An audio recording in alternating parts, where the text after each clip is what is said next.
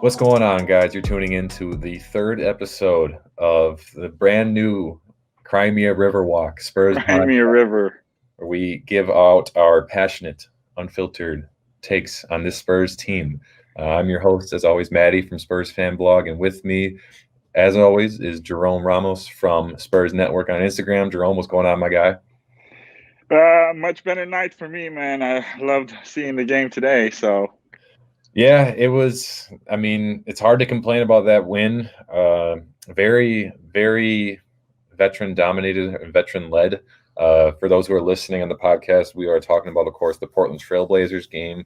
The Spurs came out victorious 125 to 104, thanks to some great play, as I mentioned, from the veterans, Patty Mills, DeMar DeRozan, LaMarcus Aldridge, and Rudy Gay, all with 20 plus points. Shout out to them. I have never once personally complained about any of those guys. So happy to see that. A little bit of sarcasm there. But yeah, so we got a lot to get into. And, the narrative of this show was going to be a lot differently had we played the episode on Sunday night. But we wanted to wait after this game since it was an early day game and Jerome had off of work and I had some free time. So we got to catch the Blazers game before we put this episode out.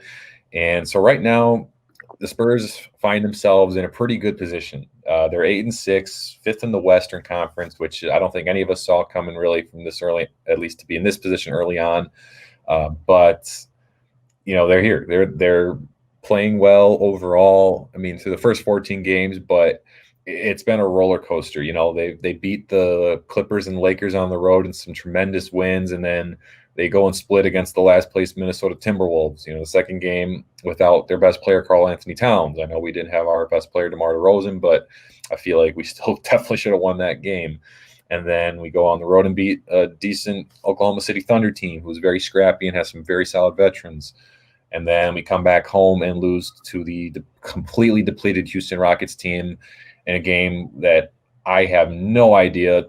I will never understand how we lost that game. The Spurs must have heard my complaints. If you subscribed to the Order on the Court OC Spurs YouTube page, you would have saw my little 2-minute rant after that game. I kind of went off a little bit on pretty much everybody, but particularly LaMarcus Aldridge and Rudy Gay, because they just played awful. But then they come back tonight. Well, they actually came back a couple of days later and beat the Rockets, and then they come back tonight and beat a very good Portland team on the road for the first time since 2017. I think we haven't beat them in Portland since. mm-hmm. And Marcus Aldridge set the tone early. The Rudy Gay lit him up in the fourth, and kind of yammering on here. But the point of all this is, can the Spurs find some sort of level of consistency, during this season? I know I said they're fifth place in the West right now, but they're also like 2 games out of 12th and 3 games from first. So, the pendulum can swing really either way.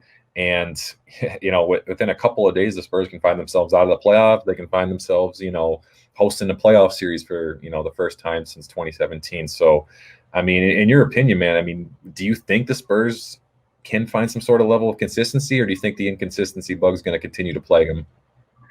Well, how we started the season 2-6, I believe, winning the first 2-4. 2 games, 2-4, winning the first 2 games of the season, then dropping all 4 games following that. We actually have seen some consistency, believe it or not, because in their last 8 games, we're 6-8.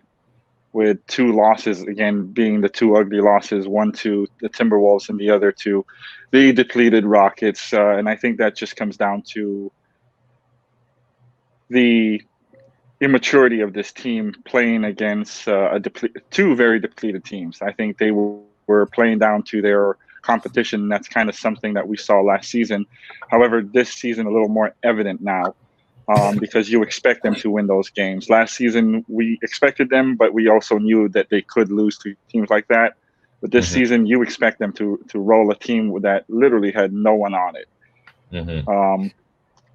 But like I said, going 6-8 in the last 8 games, including tonight's win, seeing that the team is being led by different players each night in the scoring category, I believe the only time that we've seen another player average the most amount of points on in a game twice is when LA and DeMar has done it, but every other night it's been someone else leading the team. So we have the depth there to get our consistency up, and I think we're trending in the right direction. Again, it's just the immaturity level of this team playing down to its competition that's going to continue to hurt us. Yeah, I see some similarities with last year's team in the regards of that. They can beat anybody and they can lose to anybody. I've said that on here many times. A couple differences. One, this team is better defensively than last year, much better. I think after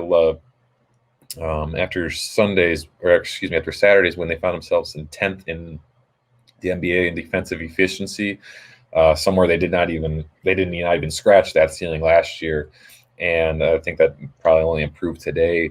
And number two, I mean, the young guys. I mean, it's a better. I don't like that excuse. I really don't like it, but it's a valid excuse at times to kind of say like, hey, we're giving Keldon Johnson, DeJounte Murray, Lonnie Walker, Devin Vassell. I mean, the first three guys, 30 minutes, and Devin Vassell, he's getting like 15, 20 minutes a game usually.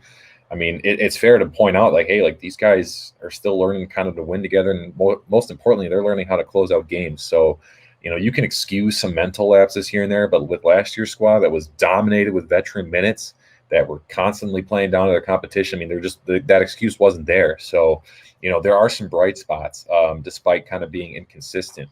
So, I think that, with this team we have and with the balanced attack that we have, I mean, we haven't really seen a balanced attack like this since the 2014 Spurs. Now, I'm not trying to say that they're as good, or even this team can't hold a candle to the 2014 Spurs. I mean, don't get me wrong, but just the balanced offensive attack. I mean, you brought it up earlier. I mean, DeMar and LaMarcus have led the team in scoring in games, but we've had Keldon Johnson lead the team in scoring. I think we've had DeJounte Murray lead the team in scoring. I think we've had Lonnie Walker led the team in scoring for a couple of games. And not to mention, we still don't have Derek White back in the lineup.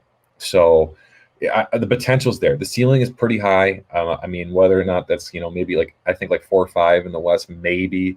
But the floor is still pretty low. So it's just, like I said, the pendulum can swing either way. It's just going to kind of depend on how this team comes together and, if they can find some level of consistency. And I hope they do, but I don't think they're going to stay in 5th place. I know I'm the pessimist and I'm, the glass half empty kind of point of view there, but I just think with so much left of the season, I mean, there's still 58 games to go and the West is so close and there's so much basketball to be played. I still like our chances, but I need this team to kind of show us some level of consistency where we can say all right, they can drop a game here and there, but it's not like every other or every 2 games, you don't win 2 games and lose 3 in a row. You know what I mean? Yeah, absolutely. Absolutely. I agree with you 100%. Mm-hmm. Yeah, well, kind of moving on here to our next topic. We talked a lot about him last week, and we give credit where credit's due. I mean, Jakob Poeltl was struggling. That's no secret amongst anybody watching the Spurs. He was off to a terrible start for the most part, doing okay defensively, but offensively it was just non-existent. But the past couple of games, both offensively and defensively, so in the last 2 wins, he's been averaging 12 points, shooting 11 for 14 from the floor, averaging 9 rebounds, 2 assists, and 3 blocks. I mean, it's no secret that when this guy plays well, the Spurs play better. I mean, you could say that about a lot of players. I mean, when guys play better, the team plays better. I mean, it's it's simple logic there. But I think the trend shows even last year and even the 2018-19 season, when Jakob Poeltl's on the floor and he's active and he's getting his hands on deflections, on blocks, offensively when he's a factor. I mean, today he was tremendous on the boards, not just defensively, getting a lot of second chance opportunities, a lot of offensive rebounds. He was great in that aspect. I mean, with these 2 games, I mean, do you think Jakob is officially back, or do you think that this is more of an outlier? I do see it actually, and I see it because of the adjustment that the coaching staff made for Jakob. So other than the first game this week against OKC, Jakob had 1 offensive rebound in that game. In the last 3 games after that game, he's been put in a position where he could make something within the offense. If he's not going to get the ball down low, he's getting it off the miss from guys like Patty and DeJounte. in the game against the Rockets, he had 4 offensive rebounds with 6 total rebounds. And in the second game against them, he had 11 rebounds with 7 of them being offensive rebounds. And tonight is crazy. Tonight he had 7 total offensive rebounds, and 6 of them came off the offensive boards.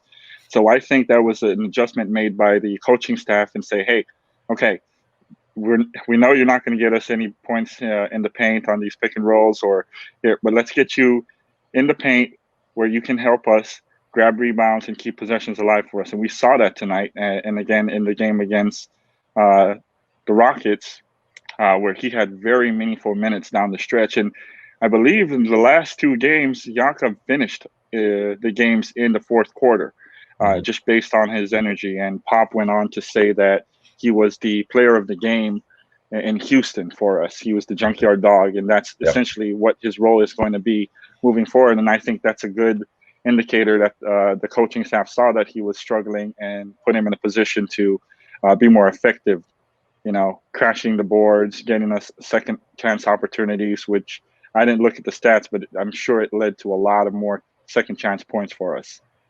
Yeah, one adjustment I saw too, to kind of go off your point. I mean, on the pick and rolls offensively, the guards are doing a good job too of being more patient on the screens, and they're actually setting themselves up to get open. So Jakob's guy has to leave him. And the guards, I mean, the teams that have done their homework, they know, hey, this guy's not a threat to score on the pick and roll. So they're essentially trying to recover and double on the off the pick and roll. They're trying to double whoever's the guy with the ball. And either the guard is getting a shot up quickly, or he's either forcing a double into a kick out open shot. Where does Jakob go? Straight to the paint, and he puts himself in a great position for an offensive rebound. He, like you said, he had 6 offensive rebounds today. He had a couple of tip outs that I don't think are technically counted as offensive rebounds. So just creating extra possessions, man, those are winning plays. Offensive rebounds are huge. And I don't care if it's 2020 or 2000 or 1980, like rebounding will always be one of the most important aspects of basketball. And Jakob was great on the glass today. Didn't have the most incredible numbers, like you said, just 7 total, but offensively, just creating second chance opportunity after second chance opportunity. And that was great. So shout out to Jakob for playing fantastic basketball the past couple of games. He's definitely picked it up. Hopefully he can pick it up or continue that play. But yeah, he's been huge, and he's been a big reason we won the last couple of games. So anything more you got on Jakob? No, man. Like I said, I'm glad to see him playing much, much better.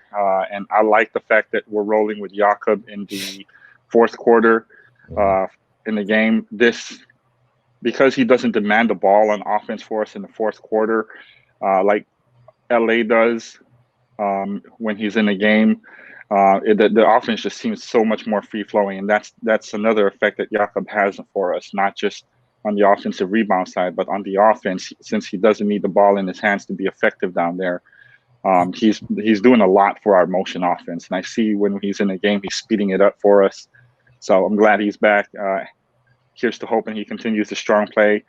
Kudos again to the Spurs coaching staff to put him in a better position to be successful.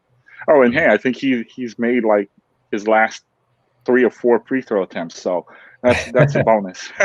Yeah, I think he was 1 of 2 of today and 2 of 2 on Saturday. So baby steps, but it is looking a lot better. So I bet Chip England definitely got in the gym with him and got some free throws up. So, but yeah, so kind of a last subject here. Here for the Cry Me Riverwalk podcast, we kind of like to talk about the past few games, the past week or so, and then what we liked, didn't like, and then kind of talk about the upcoming schedule, the upcoming next week or so.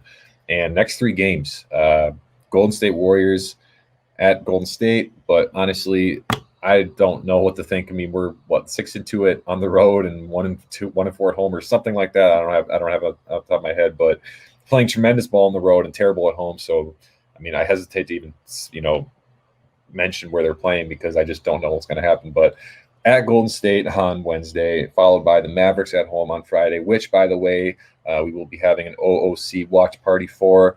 So you're going to want to make sure to tune into that. I believe the game is at 7, if not 7, maybe 7:15 or 7:30. But we will be hosting another watch party live, so make sure to check that out. But they have the Mavericks on Friday, and then the Wizards at home on Sunday. So a good opportunity here. the Mavericks and Warriors are both teams that are right there. Like I mentioned earlier, I mean, there's like 6 teams that are like within a game or two of each other in the West. That's I think maybe like 7 teams or 8, and the Mavericks and Warriors are 2 of those teams. So, these are the type of games. I get it's still super early in the season, and it's not like if they lose that, it's not like all hell's going to break loose or anything like that. But these are the type of games that you want to win. You want to put yourself in a better position now, so you give yourself a little bit more cushion later on in the season. Because with COVID and everything going on, you have no idea what's going to happen. So, a couple big games coming up. And this is, again, you got the Wizards on Sunday. So that's going to be one of those consistency games. Like, hey, you're the superior team. Can you bring home a win? So, with these 3 games, I mean, what are you thinking? Like, do you like our chances, or are you kind of agree like this is another one of those tests where, hey, can we get some consistency and we got to get some better play, out of, mostly everybody. Obviously not everybody's going to play well, but trying to get some sort of level there, some sort of level of consistency.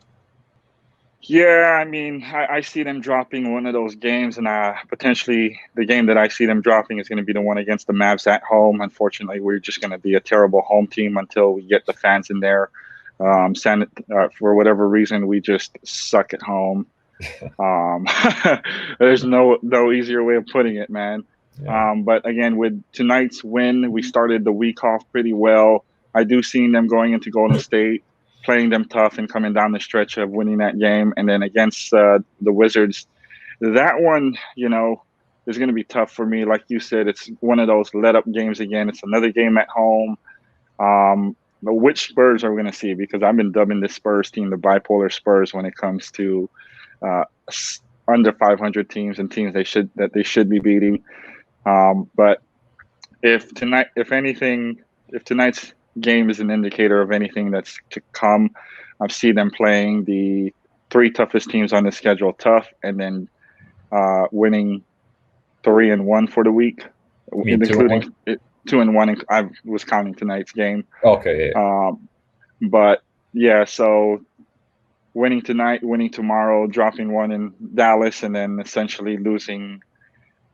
Dropping the one in Dallas and then winning in Washington, a very ugly win. I'm going to put that out there. It's going to be an ugly win against the Wizards. That's probably going to come down to 2 or 3 possessions when they really should be winning these games by 10 or 12 points every night. Yeah. Go ahead, sorry. I was going to say, barring any COVID issues, we are one of the few teams in the league right now that's not dealing with any postponed games so far. I think, what is it now? 8-9 games has been postponed for this season. And a lot of them has been with the Dallas games too. I think they still don't have guys that's like Jay Rich hasn't played. So that might be the game to watch that might get postponed if Dallas can't field enough players again. So other than that, man, like I said, it's including tonight's win. I see this week going 3-1, but knowing the Spurs team, this could be the only win this week. Mm-hmm. Yeah, I agree. And I'm on the same page. I don't know what's going to happen. I don't know what Spurs team's going to show up. I even tweeted out, I mean, the Spurs, I tweeted out on Saturday that Saturday morning, I was like, the Spurs upcoming 4 games. They have Houston, played at Houston, Portland with no CJ McCollum likely. Golden State, obviously, is a little bit depleted too. They don't have Klay Thompson. And then the Mavericks. And that's 4 games. And I said they could go 0-4, 1-3, 2-2, 3-1, or 4-0, and I would not be the least surprised at any of those outcomes because it just depends on what Spurs team is going to show up, and we don't know. So that's kind of what the theme of tonight's episode was. Just hopefully the Spurs can continue to ride this wave they're on right now for the past couple of games, and keep it up. But we'll see. But I do agree. I have them kind of in the next 3 games. I have them going about 2-1. I have no idea. For all I know, they can win the next 2 against the Warriors and Mavs, and then drop the Wizards. So, but we'll see. Hopefully we're proven wrong. But anything else on that note? No, man, you nailed it in the head. Nailed it in the head with that tweet. I kind of smirked a little bit when I saw it, but I was smirking because I knew it was too damn true. Yeah, sadly, but hey, so we promised a giveaway winner, and we're giving That's that out. right. That's So right. we have, That's if right. you wanted to we'll do more of these two in the future. If you want to kind of participate more, just hit us up on Instagram. You can follow me at Spurs Fan Blog or Jerome at Spurs Network. The last giveaway, it was for a NBA League Pass account, which, I mean, I don't know anybody who wouldn't want one of those. So, Jerome, you have the wheel spinned up and ready to go. I do. We already spinned it before we got on the show. We have a winner. So before I give out the winner and before anything, we just want to make sure everyone understands that to claim this prize, you need to make sure you DM me within the next 24 hours of the release of this show to claim your prize. If not, we're going to have to draw another winner next week. So that's why it was very important for people to subscribe to On the Court, Order on the Court. And we will be checking to make sure that you did follow the contest rules of following the proper pages.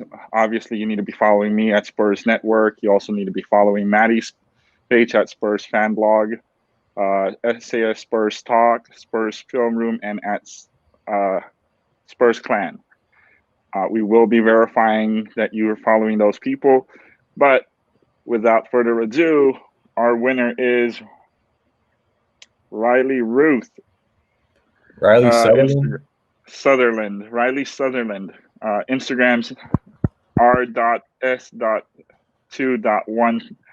On Instagram, you have 24 hours to DM me from the day that this podcast is released. So if you don't, we're going to go ahead and draw another winner. This prize is also another NBA League Pass login. So these are valued at $150, $200, man. So I don't know, if you guys don't want this, you guys let me know. I'll just go ahead and give it off to my family members who aren't Spurs fans, by the way. Yeah, that's a hell of a prize right there, man. that's a lot of money, and you're getting a bargain. So, but congrats to Riley Sutherland. Hit up Jerome at Spurs Network on Instagram. But yeah, so that's going to pretty much do it for the third episode of Crimea Riverwalk and Order on the Court Spurs podcast. I am your host, as always, Maddie from Spurs Fan Blog. My co-host, Jerome Ramos. Obviously, you've said you can hit him up on Spurs Network on Instagram. Jerome, got anything else before we head out, man? We do. One last thing before we go out. So once someone does claim their NBA League Pass login, we're going to be doing a new contest here based around this show, and as well as other Order on the Court shows. We're going to be giving away cash, Maddie, via Cash App. Nice. I'm giving away money to people, anywhere from $5 to $100 per winner. Whew. Wow. So I don't know. We'll go ahead and I don't have that kind of money right now. Maybe. Oh man, I thought it was your idea. I thought you were giving this money away. No, we'll probably have to hit up Rob or someone else in the Spurs Club. No, we have a great sponsor. We'll be releasing who that sponsor is shortly. He wanted to get in on this, but as of right now, he wants to stay unanimous. But we will be giving away for the next 5 weeks a winner of anywhere between $5 to $100. Awesome. Good stuff, man. You're going to want to be a part of that. So, but yeah, until next week, thank you guys so much for listening. As always, you can hit us up on social media. I'm on Instagram and Twitter at Spurs Fan Blog. Jerome's on Instagram at Spurs Network. If you are listening to this on the Order on the Court podcast, make sure to subscribe to our YouTube channel at Order on the Court or OOC Spurs. We are on Twitter, Facebook, Instagram at OOC Spurs. Until next week, appreciate you guys for listening and tuning in. And until then, go Spurs go. Court's adjourned. Go Spurs go. Deuces.